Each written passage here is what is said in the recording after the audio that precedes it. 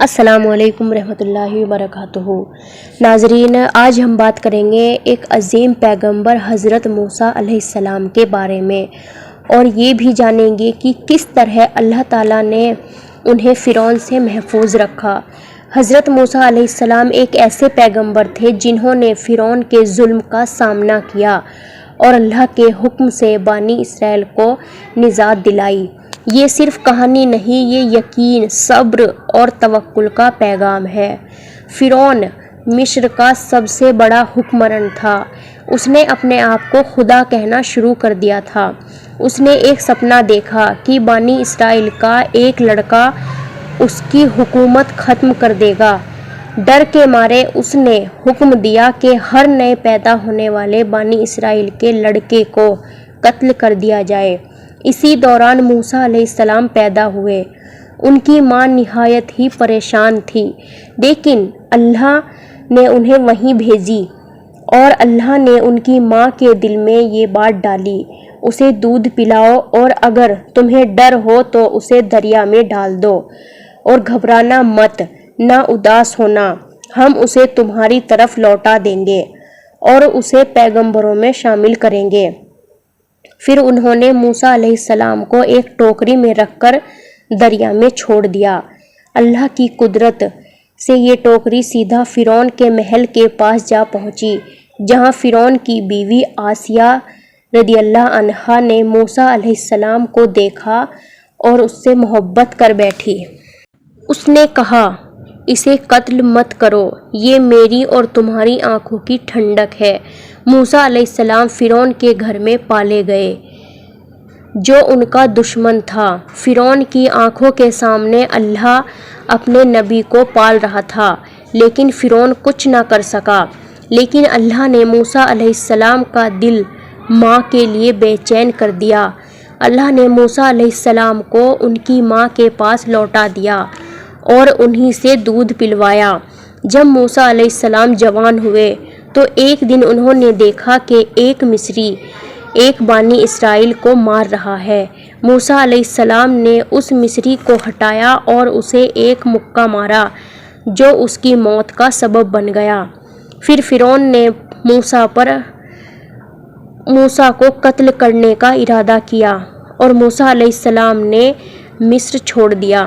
وہ مدینہ چلے گئے، جہاں ان کی ملاقات ایک بزرگ نبی حضرت شعیب علیہ السلام سے ہوئی۔ موسیٰ علیہ السلام نے ان کی بیٹی سے نکاح کیا اور چند سال مدینہ میں رہے۔ ایک دن جب موسیٰ علیہ السلام اپنے گھر والوں کے ساتھ واپس جا رہے تھے تو انہوں نے کوہ نور پر ایک آگ دیکھی۔ جب وہ اس کے پاس گئے تو اللہ تعالیٰ نے ان سے کلام کیا کہ میں ہی اللہ ہوں، تیرے رب کا حکم ہے، مصر جا، فرعون کے پاس، کیونکہ اس نے حد سے زیادہ بغاوت کی ہے۔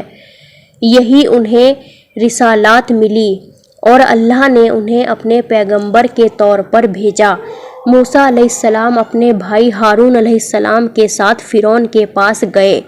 انہوں نے کہا، ہم اللہ کے بھیجے ہوئے ہیں، بانی اسرائیل کو آزادی دو۔ فرعون نے انکار کر دیا اور کہا، کیا تم دونوں میرے خلاف بغاوت کرو گے؟ اس نے موسیٰ علیہ السلام کا امتحان لیا، لیکن موسیٰ علیہ السلام نے اللہ کے حکم سے عصا زمین پر پھینکا، جو ایک بڑے سانپ میں تبدیل ہو گیا۔ فرعون کے جادوگر بھی بلائے گئے۔ موسیٰ علیہ السلام کا معجزہ ان کے جادو سے بڑھ کر تھا، اور کئی جادوگر ایمان لے آئے۔ فرعون نے بانی اسرائیل کو آزاد کرنے سے انکار کر دیا۔ آخر اللہ نے موسیٰ علیہ السلام کو حکم دیا کہ رات کے وقت اپنی قوم کو لے جا۔ جب موسیٰ علیہ السلام اور ان کی قوم دریا کے کنارے پہنچی تو سمندر سامنے تھا اور فرعون کا لشکر پیچھے۔ تب موسیٰ علیہ السلام نے اپنا عصا دریا پر مارا اور سمندر دو حصوں میں بٹ گیا۔ بانی اسرائیل نے راستہ طے کیا۔ جب فرعون اور اس کا لشکر پیچھا کرتے ہوئے دریا میں گھسے تو فرعون وہیں غرق ہو گیا۔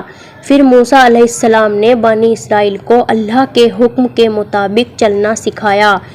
انہیں تورات عطا کی گئی، لیکن ان کی قوم بار بار نافرمانی کرتی رہی۔ لیکن موسیٰ علیہ السلام نے آخری وقت تک اللہ کا پیغام پہنچایا اور صبر سے کام لیا۔